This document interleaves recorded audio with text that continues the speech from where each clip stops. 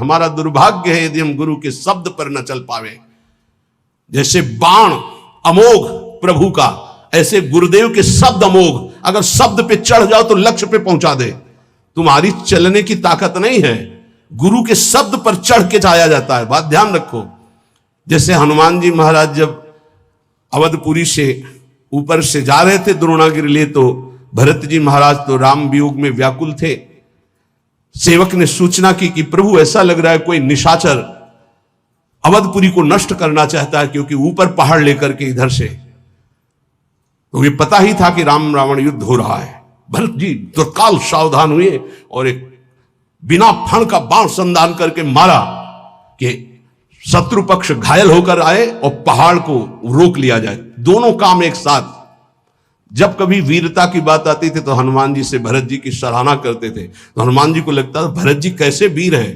तो आज देखा कि हनुमान जी को भी और द्रोणागिरी को भी, अगर द्रोणागिरी नीचे आ जाता तो अवधपुरी चकनाचूर हो जाती। द्रोणागिरी को रोक लिया और हनुमान जी मूर्छावस्था में जब राम राम राम, तो उनको लगा तो बड़ा अनर्थ हो गया, भगवान की दास का अपराध बन गया। अगर मैं मन वचन कर्म से भगवान राम का दास हूं तो इनको शुद्धि हो जाए, होश आ जाए, पीड़ा नष्ट हो जाए।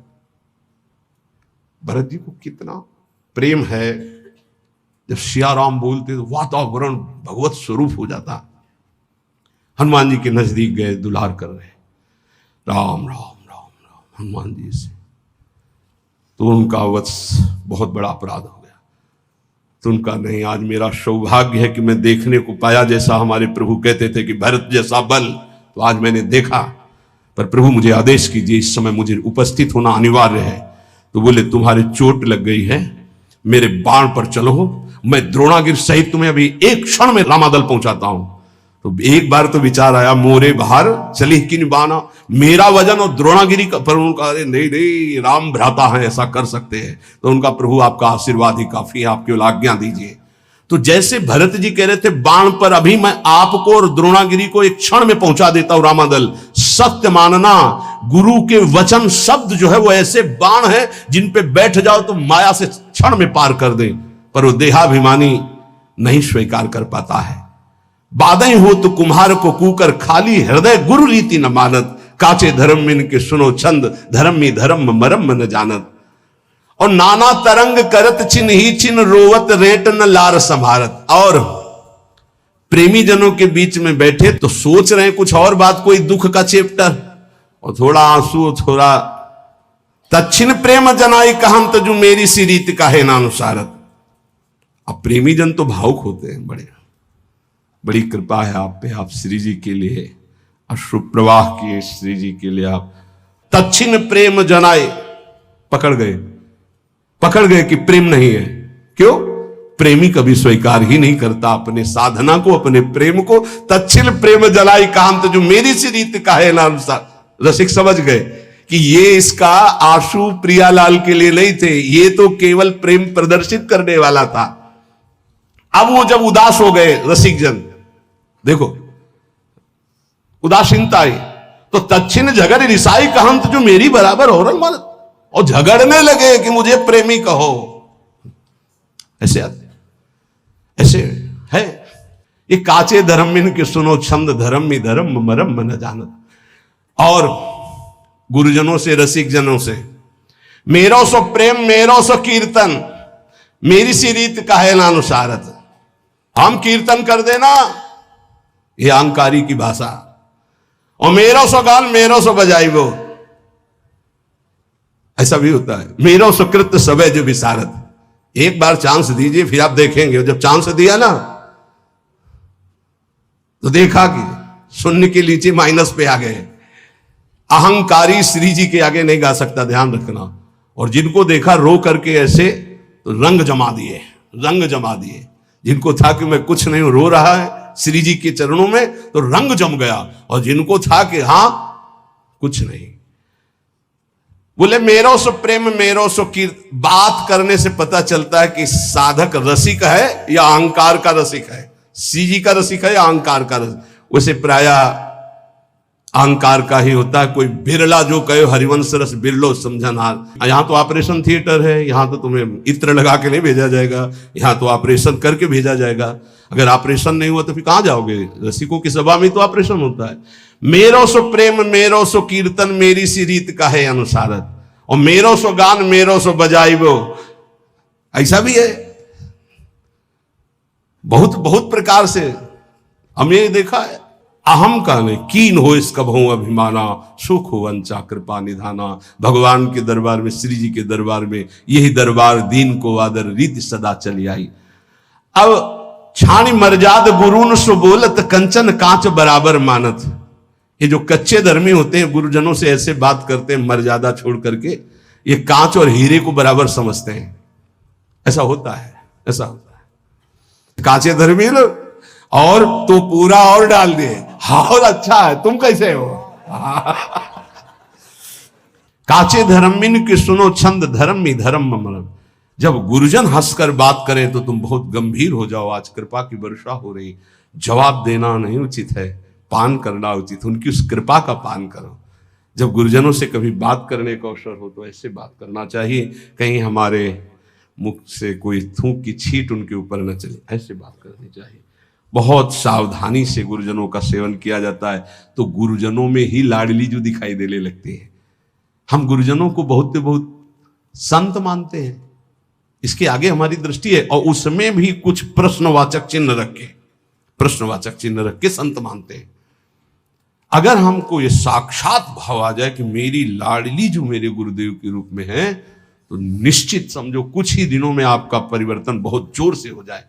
इसलिए कहा गया गुरुर ब्रह्मा गुरुर विष्णु गुरुर्देव महेश्वरा गुरु साक्षात परब्रह्म तस्मै श्री गुरुवे नमः।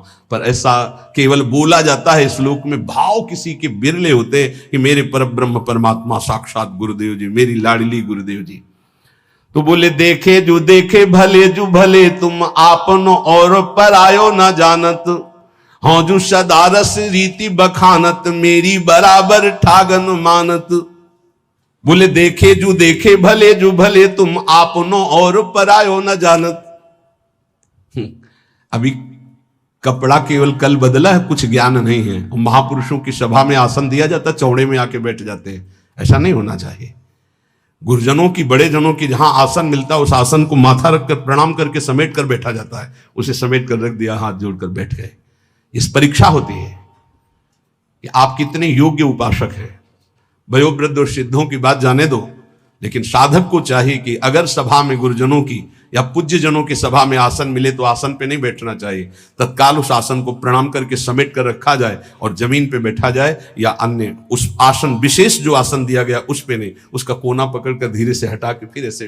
ये महापुरुष जन इसको देखते हैं, ऐसे बड़ी प्रवीणता से देखते हैं। जिस समय मनु शतरूपा और देहूती जी पधारी करदम जी के यहां भगवान के आदेश से ब्याह के लिए, 3 आसन बिछाए। सम्राट को अर्घ देना यह अनिवार्य होता है, चाहे जितना बड़ा कोई ऋषि हो, क्योंकि वो भगवान का स्वरूप माना जाता है। तो उन्होंने पुनः अर्घ दिया करदम जी को। जब मनु जी को अर्घ दिया तो उन्होंने करदम जी को भी अर्घ दिया। परस्पर प्रणाम हुआ और आसन को स्पर्श करके फिर आसन पर बैठ गए महाराज मनु।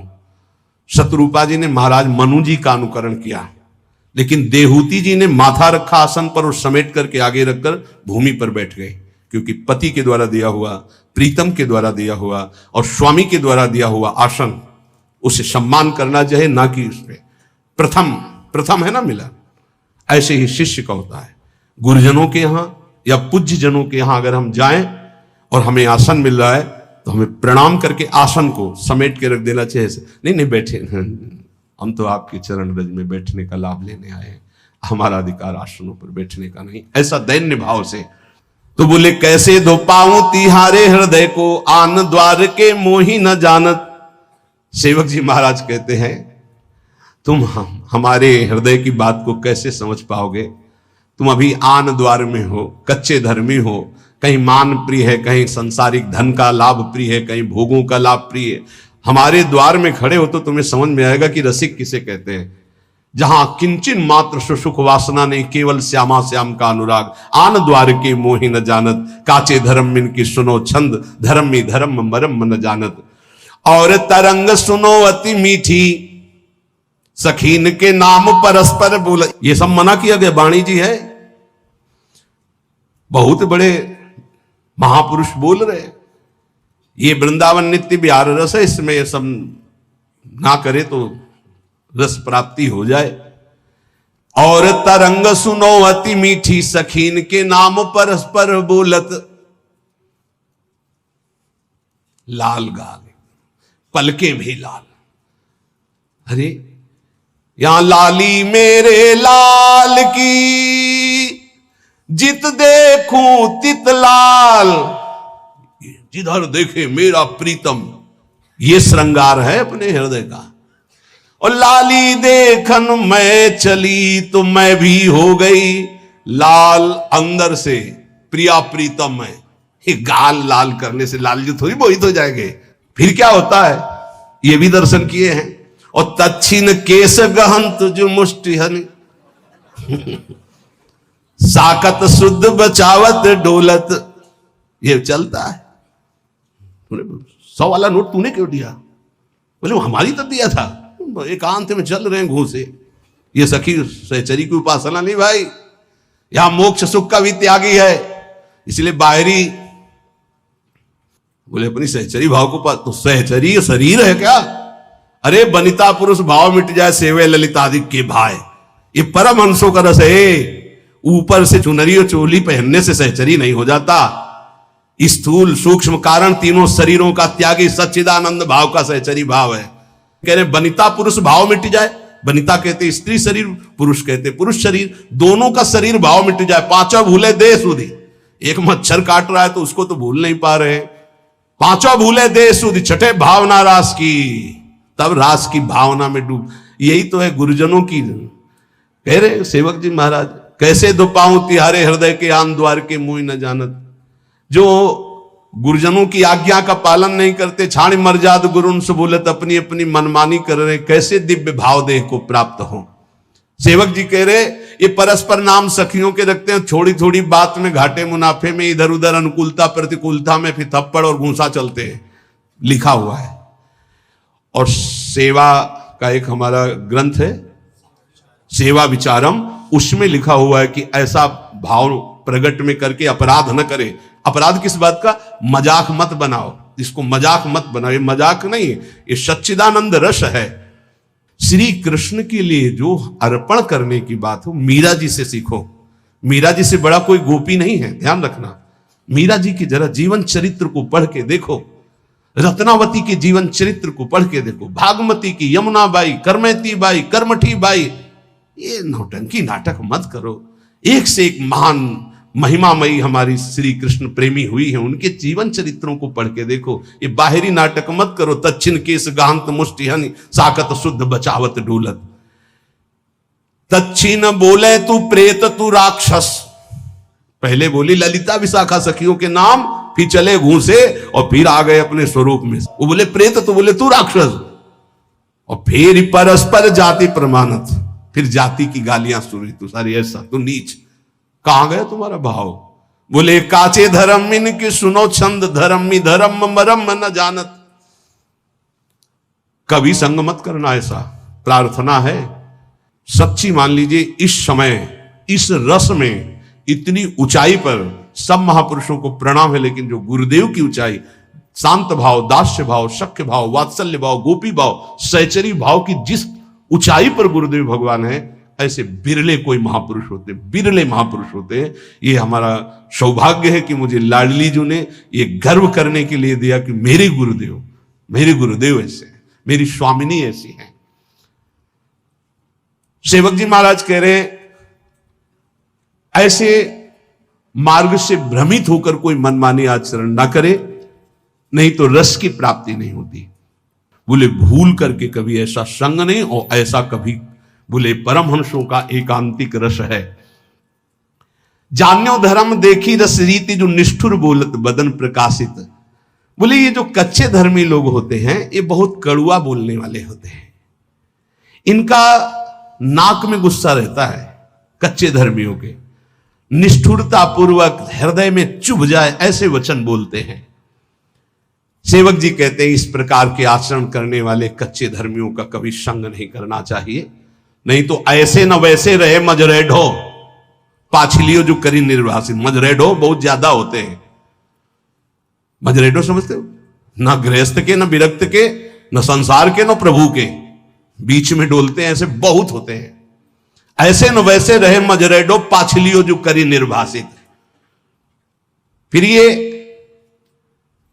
वही है फेरी जैसे के तैसे वहीं पहुंच गए, वैसे उससे भी नीचे गिर गए, क्योंकि गिरे हुए पुरुष को तो उठने का चांस है, लेकिन जो उठ करके गिरता है उसकी हड्डी टूट जाती है, उसको फिर उठने का चांस नहीं रहता।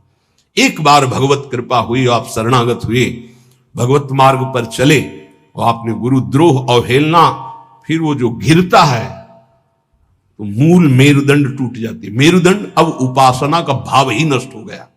अब किस जन्म में कब किस युग में अवसर ऐसा आवेगा, भटको। काचे धर्म मिन के सुनो छंद धर्म धर्म मरम मन जान। ये ऐसे होते हैं, एक रिशाने से रूखे से दिखत पूछत रीति भभूकत धावत, एक रंग मगे बोलत चालत मामूले हु बपुर जु जनावत। एक ऐसे होते कि बात करो तो बिल्कुल भभूकत, भूकत मतलब किसका समझ रहे हो ना? हाँ, बात करो तो एकदम खा के दौड़ जाएंगे। ऐसे ऐसे होते हैं, बहुत विचित्र विचित्र। इसीलिए इतना ही काफी है, गुरुदेव भगवान को साष्टांग दंडवत, जिनसे परिचय है प्रेमी रसिक महापुरुषों को पंचांग दंडवत, साष्टांग दंडवत जैसा भाव बना, और चराचर जगत को नमन। ये सिद्धांत वैष्णव सिद्धांत में है। किसी को छूने की जरूरत नहीं है, अपने गुरुदेव भगवान की चरण रज अपने लिए पर्याप्त है, हमें किसी और के सपोर्ट की जरूरत नहीं है। बोले एक रिशाने से रूखे से दिखत, दर्शन मात्र से लगता है कि गुस्सा है। बात करे तो कैसे बात करनी चाहिए? हरिवंश नाम का प्रताप जिसके उदय होता है, हंसी बोले बहुमान श्री हरिवंश। आप कैसे?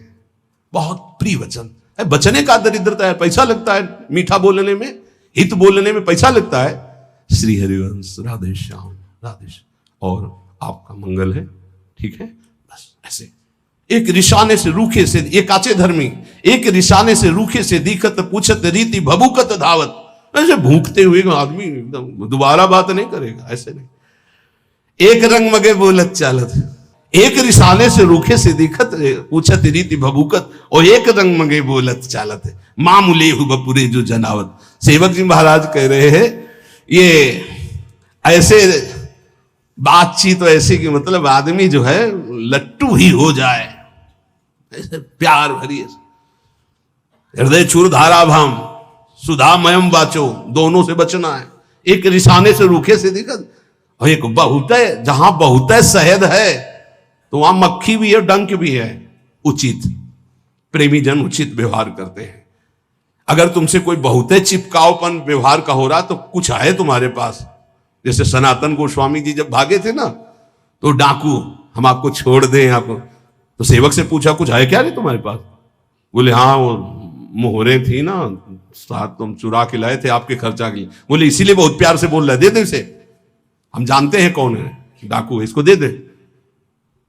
ये अगर तुम्हारे पास कुछ है और फिर कोई बहुत प्यार से बोल रहा है, वो बात समझना है। एक रंग मगे बोलत चालत मामिले हु, बहुत है सम्मान स्वागत तो बहुत होश में, और बहुत है नाक में गुस्सा तो भी होश में। सेवक जी महाराज कह रहे एक बदन के साची साची का है चित्त सच्चाई की एको नानत। साधु बाहरी नहीं होता, साधु आंतरिक शत्रुओं को परास्त करके दिग्विजयी योद्धा होता है। काम क्रोध मद मान न मोहा, लोभ न क्षोभ राग नहीं द्रोहा, जिनके कपट दम्ब नहीं माया तिनके हृदय बसौर। षड विकार जित अनघ अकामा, चूक होना फिसल जाना एक अलग बात है, लेकिन उसे स्वभाव बना लेना, उसका रसास्वादन करने लगना। एक बदन के साची साची का है चित्त सच्चाई के एक आनंद। एक भी आचरण नहीं है जो बोला जा रहा है। क्या ऐसे प्रवचन से संसार का लाभ होगा और क्या ऐसे प्रवचन से आपका लाभ होगा?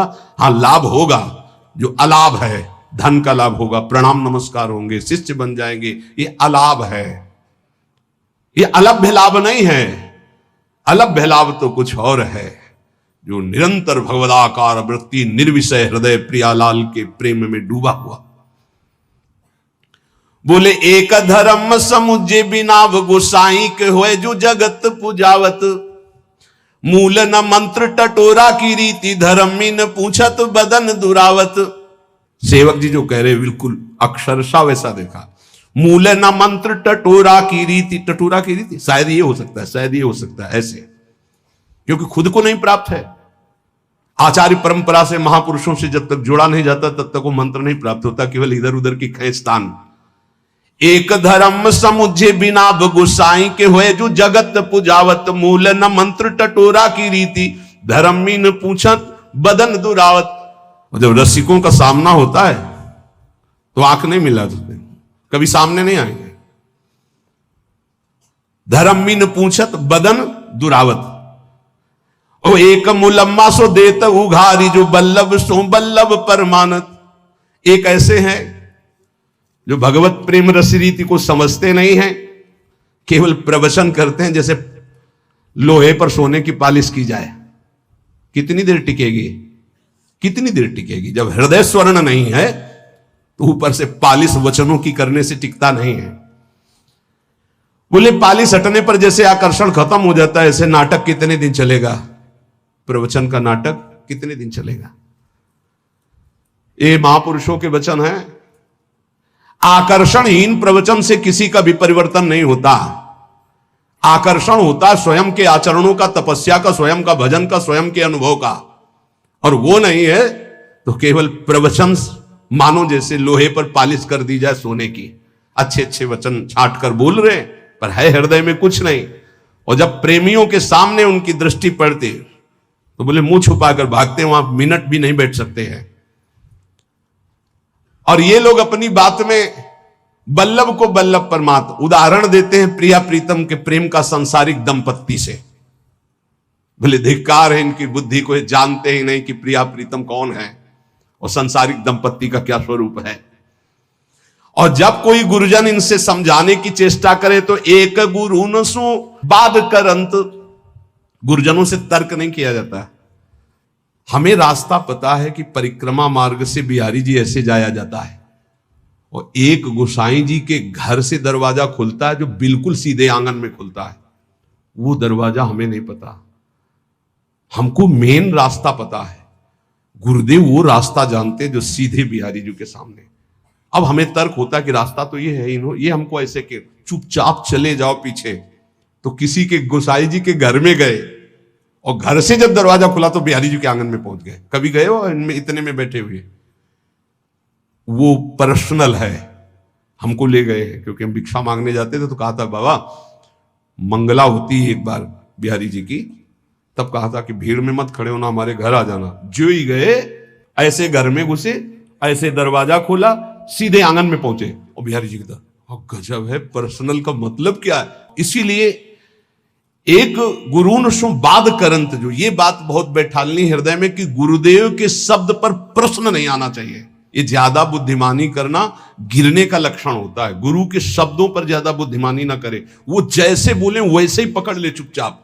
एक गुरु सो बाद करंत जो पंडित मानी हुए जी भई ऐठत। गुरुदेव ने कहा ऐसे चलना है, नहीं तो वो शास्त्र में तो ऐसे, तुम शास्त्र के शब्द का साक्षात्कार क्यों? वो साक्षात्कार करके बोल रहे हैं। शास्त्र ऐसे आज्ञा करते हैं कि उत्तर की तरफ जाना है और ठीक 10 कदम के बाद दक्षिण की तरफ मुड़ करके पश्चिम जाना है। अब आपको क्या पता, अगर चला नहीं है तो केवल उत्तर की ओर चलते जाओ, लक्ष्य नहीं मिलेगा। ये अनुभूत महापुरुषों से ही पता चलता है। तभी है चाहे शिवबिरंच सम होई गुरु बिन भव निधि। तो एक कच्चे धर्मी क्या होते हैं, गुरुजनों से तर्क वितर्क करने लगते हैं, अपने को ज्ञानी, अपने को पंडित मान।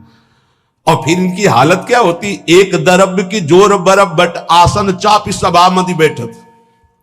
रुपया इकट्ठा करते हैं, उसके बल पर गुरुजनों के सामने महंगा आसन बिछा करके फिर ऐसे कभी कभी ऐसे देखने को मिलता है। अरे गुरुजनों के सामने आसन, सिर भर जाऊं चितस मोरा, सबसे सेवक धर्म कठोरा। और एक जो फेरी रीति उपदेशत, एक बड़े हुए ना बात प्रमाणत। अपने नए चेला बनाना शुरू कर दिए, गुरुदेव अलग हो, चेला बनना शुरू हो गया और रीति उपदेशित करते हैं, पर उनको खुद पता नहीं कि गुरुदेव की कृपा के बिना रस रीति का जागरण ही नहीं होता। ऐसे काचे धर्मी होती है। सेवक जी कहते हैं मनमानी आचरण करने वालों को कभी श्यामाजू प्रसन्न नहीं होती, कभी नहीं मिलती। एक धर्मी अनन्य कहा है बड़ाई को न्यारी है बाजी सी मानत। एक ऐसे धर्मी है कि प्रिया प्रीतम के प्रेम की बात छोड़ करके अपनी बड़ाई के लिए सारा प्रयास करने लगते हैं। और के बाप सो बाप कहंत दरब्य के काज धर्म में ही छाणत। और के बाप को बाप कहं सो दरब्य के काज धर्म, अपने धर्म में टिके रहो। हमारे माई श्यामाजू को राज बोलत बोल बटाऊ से लागत हुए गुरु मानी न बात प्रमाणत। जब रसिक जन इनको उपदेश करते हैं तो ऐसे लगते हैं जैसे रास्ते में चलते लोग बात करते हैं। ये अपने को गुरु मानने वाले अहंकारी जीव कभी सच्चे रसिकों की शरण होकर अपने अहंकार का नाश नहीं कराते। सेवक जी कहते हैं परखे सुनो सुजान जहां कछ और कचाई, भक्त कहे प्रसन्न न तरुता कहे बुरबाई। बोले ये कच्चाई का लक्षण है कि बड़े भजनानंदी हैं तो प्रसन्न, अगर कहते दम्भी है तो नाराज हो जाएंगे। नहीं, जब कोई कहे दम्भी है पाखंडी है तब अंदर प्रसन्नता होनी चाहिए। सुनकर सही पकड़ा। हे स्वामिनी जी देख लो, ये भी कह रहे हैं और हम भी कह रहे हैं, अब हम पर कृपा करो। आचार्य कह रहे हैं अपने को कहा हम तो चा परम अधमा, तो कह रहे परखे सुनो सुजान जहां कछ और। जाग कच्चाई होती है तो आप बड़ाई सुनकर छाती ठंडी होती है और बुराई सुनकर के गुस्सा आती है। दिए सराहे सुख राहे दुख में दिन राती। अगर इनको देव भेंट देव बड़ाई देव प्रणाम करो तो सुखी, और नहीं तो रात दिन जलते रहते हैं। खावे को जो सजाती खर्च को होती भी जाती। ये ऐसे है कि जहां व्यवस्था की बात आई तो बोले हम तुम तो गुरु भाई हैं एक ही रस के, और जब सेवा का अवसर आया तो बिजाती बन गए। तो हे उपासक, ऐसे अनन्य धर्म में दीक्षित होकर प्रिया प्रीतम के होकर इन कचाइयों को छोड़ो। लय उपदेश कहा है अनन्य अनहाय अनर्पित जाय गटकत। आस करें विषयीन के आगे जो देखे में जोरत हाथ लटकत। दीक्षा ले ली, बिना अर्पित किए बिना भोग लगाए जल और भोजन पा रहे, दुर्गति पक्की। पानी भी मत पियो बिना राधा वल्लभ लाल की जय बोले। भोग भी अगर है तो 1 मिनट रुको, राधा वल्लभ सिंह हरिवंश राधा वल्लभ सिंह हरिवंश राधा वल्लभ सिंह हे राधा वल्लभ लाल पाओ। अगर ऐसी जगह भोग नहीं लगा सकते पाओ जय राधा वल्लभ लाल की, नाम लो जय जयकार बोलो फिर पाओ। ले उपदेश का आय अनन्य अनहाय अनर्पित जाय गटक।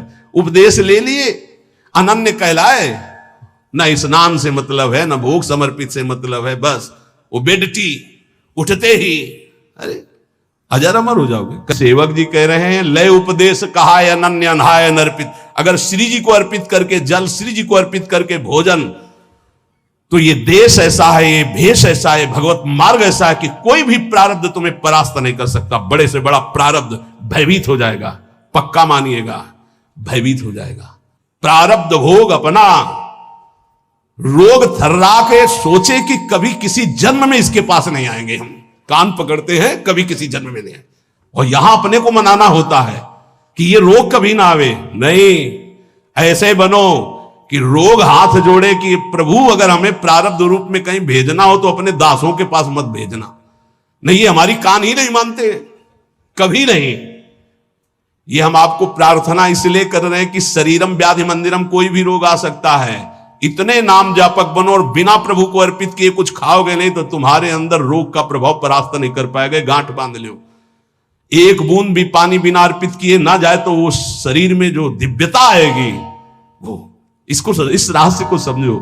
आस करें विषयीन के आगे जो देखे में जोरत हाथ लटकत। सेवक जी कह रहे हैं कभी भी श्री जी के कहला के विषयी पुरुषों के आगे हाथ मत पसारना। कीर्ति के आयु कीर्ति सो जीवन काहे विनाशत काज हटकत। अरे कितना जीवन रह गया है, कोई 30 का है, कोई 40 का है, कोई 50 का है। एक कल्पायु तो है नहीं, बहुत बहुत 100 और 80, और 100 और 80 में आधी से ज्यादा तो बर्बाद ही हो जाती है। कुछ सोने में कुछ खेलने में बच्चापन की, जो बची बीच की उसमें काम क्रोध लोभ की आंधी आती है।